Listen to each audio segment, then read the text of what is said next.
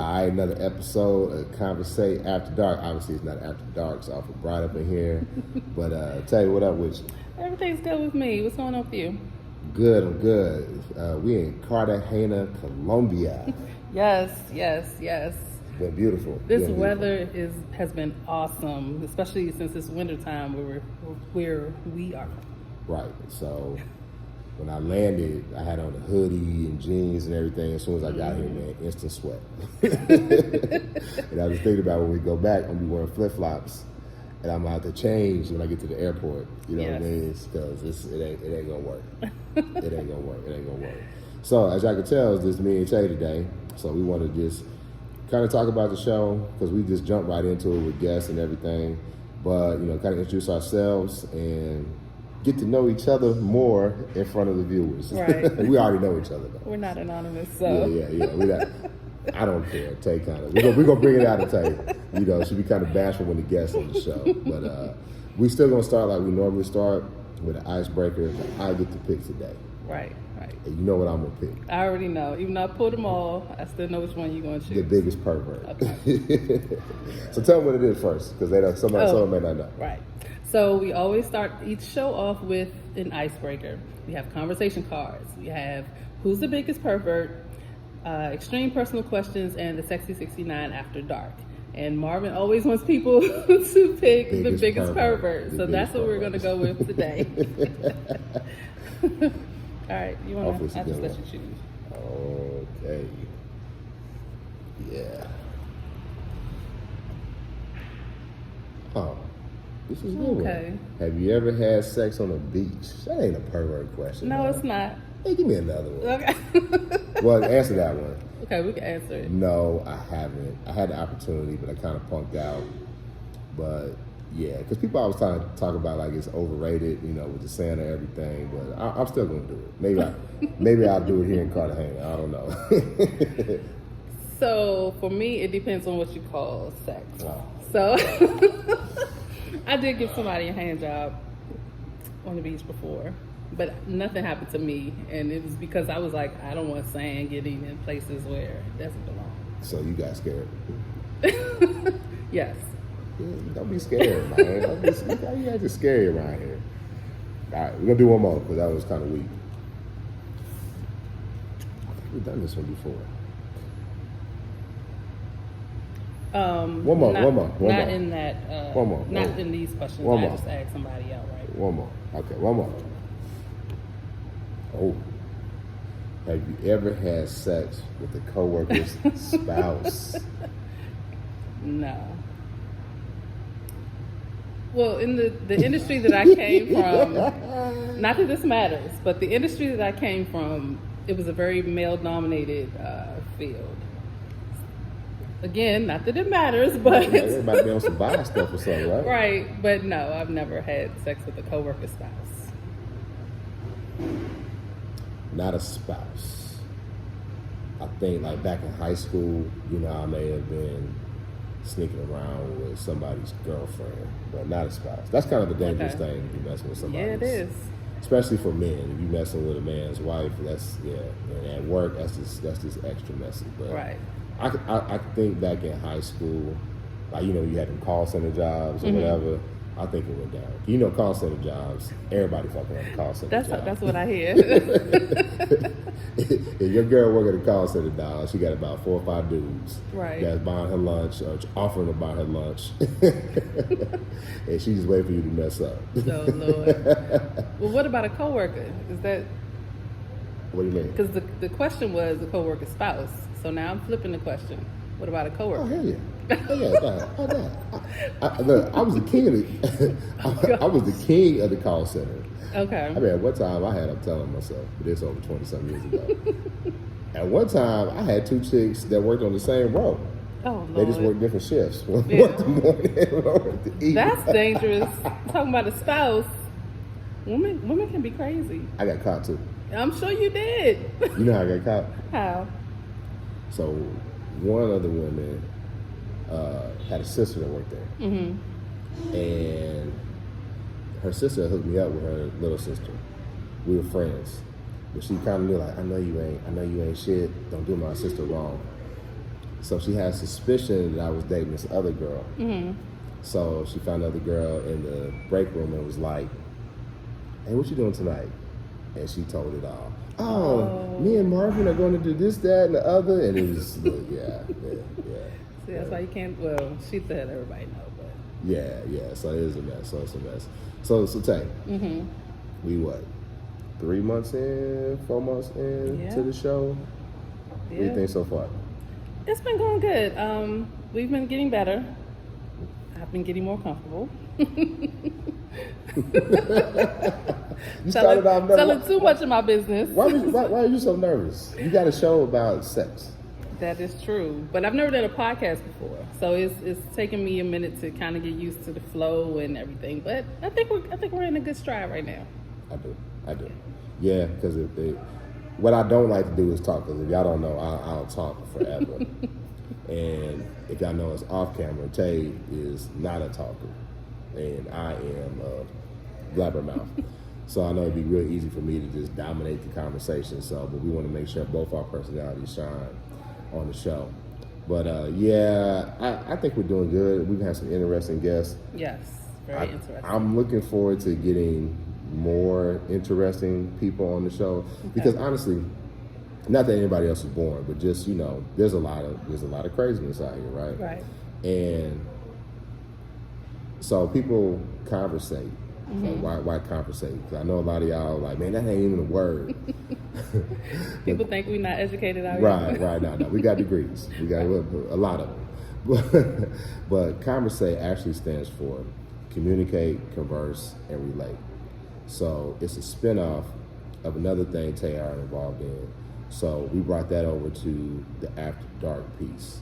So what that means is, yes, we want to talk about sex, we want to talk about relationships, but we still want to do it in an intelligent way. We don't want to just, be all filth, flaring filth. But, we want to have fun, but still want to try to bring the best out of people. Educate, like when we had Michelle on the show. Right. And we were talking about rapping it before you tap it. Yes. And I know a lot of y'all old, and y'all ain't strapping up. The old people strap up? They need to. Especially from what these numbers are saying. Yeah, because it'd be real stupid to be in your 40s and 50s and get a disease. But it'll happen. Exactly. It happens. It'll happen. It'll happen for sure. Check these senior citizen homes. I'm just saying. From what I hear. Right. So yeah, Cartagena. We're here in Colombia. Yes. And before we left, a lot of people were talking about dudes going to other countries to find chicks. Some dude told a lie about brothers going to Brazil all the time. A lie? Yeah, that's a lie. Black men don't cheat. It's not even about cheating, because I know plenty of single black men who have gone. Had a supervisor years ago. I don't know if y'all know me, so y'all might not know him. But he bought a condo out in Brazil. He gonna watch this, and then his wife gonna watch it. He was like, "You used to manage that girl, didn't you?" Yeah. But yeah, after one visit, the next time he went back, he bought a condo out in Brazil. So I don't know. Because he liked the beaches. Not from the videos I saw him showing or the another other B men. word, or another B word. I don't use that word. I don't either, but you got to go with the joke. Exactly. No, I'm lying. I do use it, but I don't use it in that context. But I don't get that vibe here. In Cartagena, no, I don't get it here. I don't get that vibe. There's beautiful people. Maybe just because where we've been, I ain't really seen a lot of God damn, she bad. Yeah. But they're beautiful people though. But I don't. Right. You don't see guys clearly I've been in places like Miami, other places where you see the European travelers coming in, and you can kind of tell it's a predatory vibe. Right. I don't see that here. No, I didn't get that. And again, it could be where we are and the places that we've visited. But yeah, I haven't gotten that vibe from here either. So where do y'all go when y'all want to travel to get some dick? Jamaica? I don't go anywhere, but I've heard. We're supposed to be honest. We're supposed to be honest. I am being honest. You ain't never traveled to get no dick? Nope. Not out the country. Not to pay for it. I don't trust. Not out the country. I don't trust it. Why not? That's awful elitist American. This is why my test results came back negative because I don't trust everything and everyone. So, but from what I've heard, Jamaica is the spot for women. I do know. You heard this off the movie, friends that travel. Not anyone personally, but just in conversation with other women, Jamaica seems to be the spot. Now, when I went, I will say that the Jamaican men are extremely flirtatious, so I could see that happening. I saw some of the dudes here was being extremely flirtatious too. Not to me. Like out in the ocean, they hustling obviously. They trying to get you to buy their stuff or rent their jet ski or whatever. So if they see a woman, I could tell they was trying to really put on the charm. Right. Because they out on the beach every day. They muscle bound and all that. So hey, pretty lady. Right. Offering massages for money. You got a massage? I did, but it was from a woman. So. And she was like older, so I felt motherly. Oh, okay. So your back then arch and shit. No, not at all. Your back then arch, yeah. I didn't get no massage. Damn. What's up with that? I don't know. Where were you?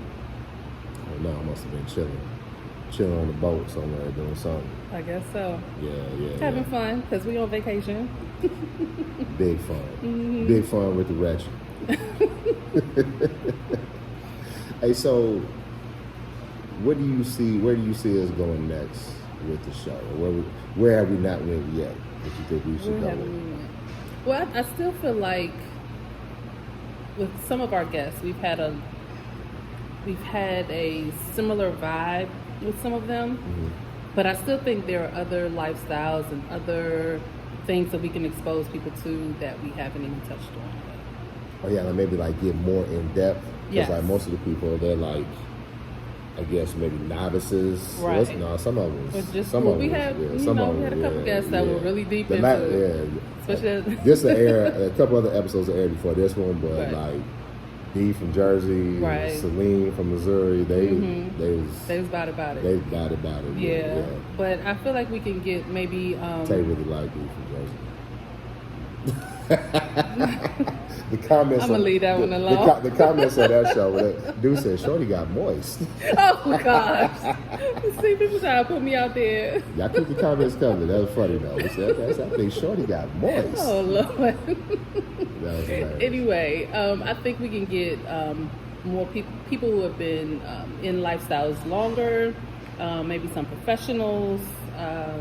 Just educate people on. What you mean professional, like sex workers? No, well, I mean, we could interview some sex workers, but I was talking about maybe in the BDSM world, or maybe some tantric sex people who are actually doing it and teaching people, and different things that we haven't even, because the world of sex is broad, and we haven't even touched the surface yet. That's true. Sex and relationships, because it's not just about sex. So we always ask people what's their freak quotient. So basically that's asking them how freaky they are. Mm-hmm. So let's establish a base. Okay. So I always say 1 being I say 5 being the freakiest. Yes. And 1 being the least freaky. Right. Because we've had some guests where both Marv and I've been like, it's not true. I don't know. Right. So what would you consider a 1? A 1 I would consider maybe someone who's, I don't want to put no stipulation, anything on religion, but maybe someone who's extremely religious and they're sex is for procreation only, it's missionary only, and this is what we're doing. That's it. Are there really people like that? From what I've heard. I don't know how many of them are left in these days, but I think in years past, I think there have been people who have been on that level. Yeah, I would say a 1, you just straight missionary, no passion, just kind of just doing it out of obligation. Exactly.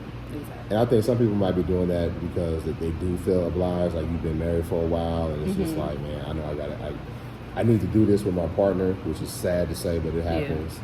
But I think some people might not enjoy sex that much. That's sad, but I don't know. I've talked to women that said that they don't enjoy sex. It's kind of I just do it because I know the guy wanted it. See, I don't like that. Makes me sad. Stay away from it. All right, so at 2. A 2 would be On that doggy style in there. no. Well, yeah, still on the vanilla plane, but maybe you might change a position or two. But it still doesn't get much more than that, I would say. Yeah, I would say 2. You know, you're decent. Mm-hmm. You're decent. You're switching up positions. You're hitting the doggy style or whatever. But y'all not doing it with the lights on. Right. Lights got to be off, and it ain't nothing special. Yeah, you still might be hiding yourself from your partner. Right. Okay, so now we get into where a little bit of interpretation. So 3. Right. 3 is middle of the road. You'll do a little bit here. You won't do some of this over here, but you don't mind exploring a little bit. But I would say you're still on the vanilla side at a 3. So I'd say with 3 would be have a lot of the characteristics of a 2, but willing to like stick their toe in the water. Yes. So like if I'm on vacation, let's try this. Or Right. for your birthday, I might do something special, but don't try to ask for it on the regular. Right. That would kind of be a 3. So you kind of willing, but don't ask for too much. Exactly. Yeah, don't ask for too much. Now 4. So I've said on the show that I consider myself a 4. I consider myself. I should have brought my hat. See? Should have brought that hat I bought and the cap. Cap. Whatever. Now the reason why I consider myself a 4 is because I'm pretty uninhibited. I'm pretty open, but I do have limits. So I think that's what makes a 4 a 4. You like to explore. You want to do certain. You want to do more than just the normal, but you have limits. That's fair. That's fair. So if I would probably put myself as a 4 as well, because there's some things I and I'm not really big into like the BDSM. That shit kind of like remind me of slavery or whatever. No shade, but I'm willing to try it though with the right person. Right. Like if there's a person who I know who's like a professional in it, and because my thing is the letting go of control. Right.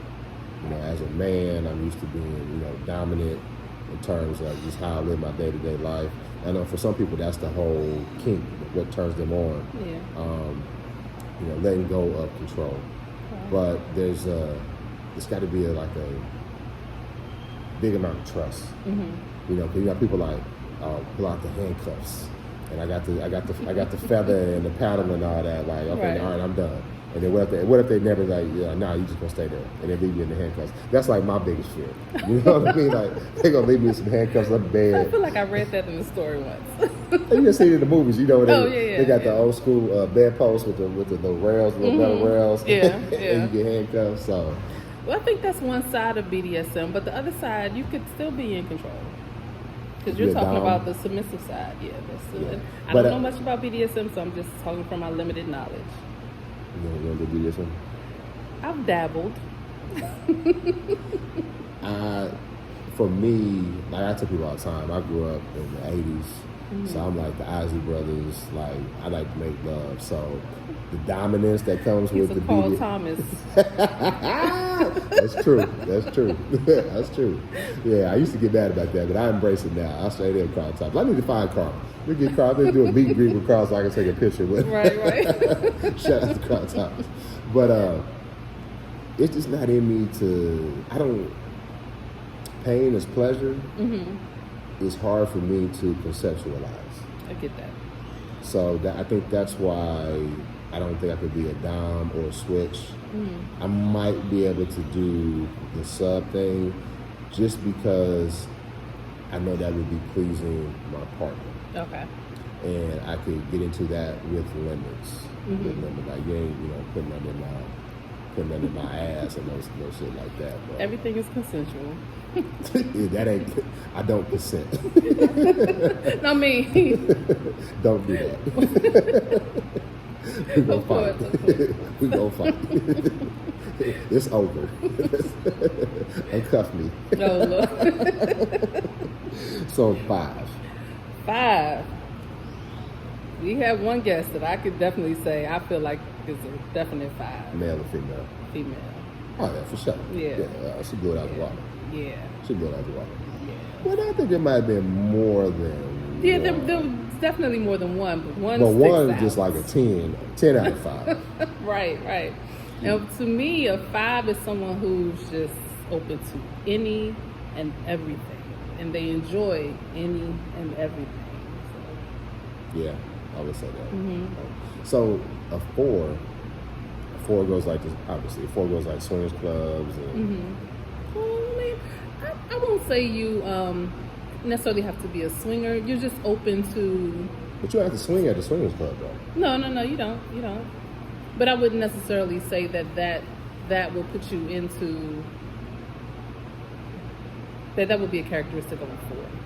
Can a 3? Would a 3 go to the swingers club? No, I don't think a 3 will go to a swingers club. They might go to watch and just to see what it's about or get the experience one time. Or they might go with people friends. Yeah. Like, I go with my homegirls. Right. They hold my purse, real tight all the time, be guarded and shit like that. Right. Yeah. So that's going to be the litmus test. That's how we're going to rate it. Hopefully we get some more 5s in there. But actually, I would like to have like a 2 or a 3 on the show, just to see why they aren't willing to explore more. Like getting deep into like what has made you so restricted when it comes to sex. I mean, because I know, like for me, I'm in my mid-40s.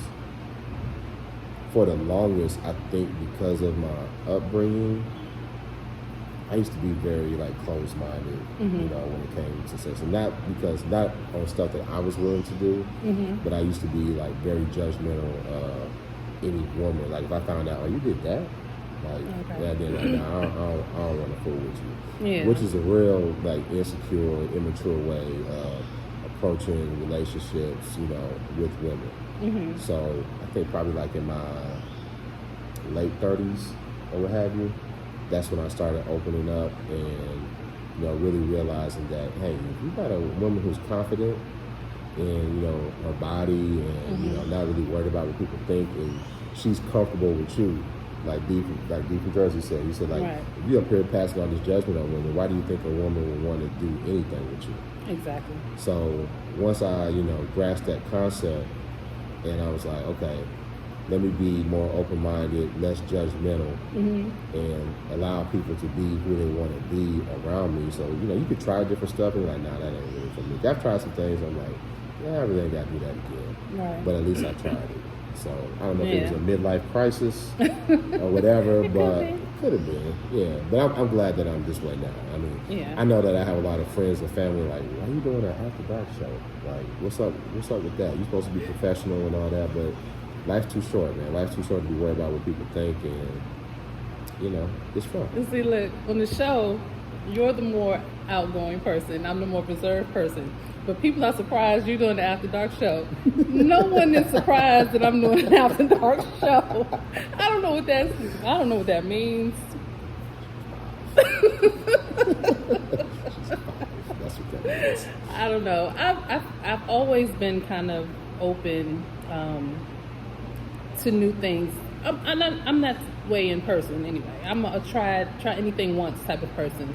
So I'm the same way when it comes to sex, and I've always kind of had that mentality, even as a younger person.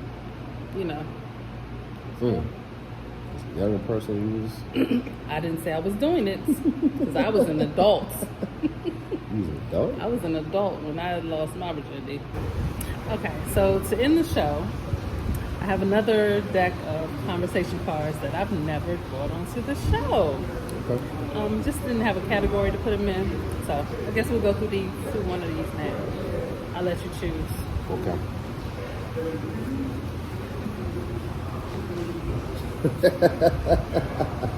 All right, this is funny. All right, this is a good one. Have you ever paid for porn? If so, how much money is in your spank bank budget? Yes, I have paid for porn. It was funny because I paid for it, and I think I was somewhere where I didn't have I couldn't download it to my phone. I had enough room on my phone, and I had to email them like, hey, cause they only give you like a 72-hour window to download. And I said, hey man, can I give me an extra couple of days? And they gave it to me. But yeah, but what's funny is I'm in another country, right? We talk about we in Cartagena, and my normal searches for porn, it changed to the country that we in. So instead of Ebony Hood porn, it's been all Spanish porn. But yeah, I have paid. I've never paid for porn. Paid for porn? I've never been paid for porn either. But no, back in the day before we got all these free sites, you could watch like some sites would give you like a free trial video that would be like 30 seconds long or something. I'm the king of the intro. I'm the king of the intro. The king of the intro. All I need is 30 seconds. Oh Lord. So I did do a few of those, but no, I've never paid for porn. Yeah, okay. All right, here's the other one. Well, not on a porn site. Oh, okay.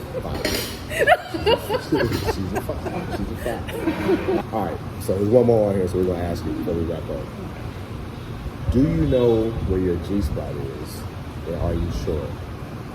I know where it is. Now trying to get other people to find it is the difficult part. You got to direct them. Hey, some people are unteachable. I can say exactly where it is. I've told exactly where it is, and still, it's like, listen. Huh? You know how y'all are. What you mean, y'all? How they are? Do I know where my G-spot is? No, because, like what do you say? Guy had a funny joke for his men and put it somewhere where, I don't know where it is. But, yeah.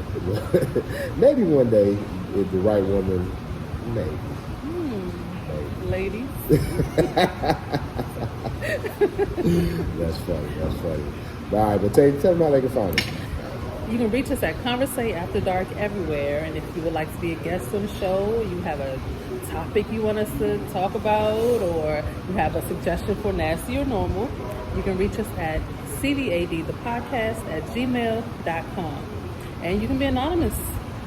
Yeah, send us something you got going on in your life. We'll give you our opinion, give you some advice. And yeah, you could be anonymous. We're about to go and enjoy our final day in Cartagena. Get some beach time in. You can see everybody starting to wake up in the house, so we'll go ahead and call it quits. We'll out you next time. Peace.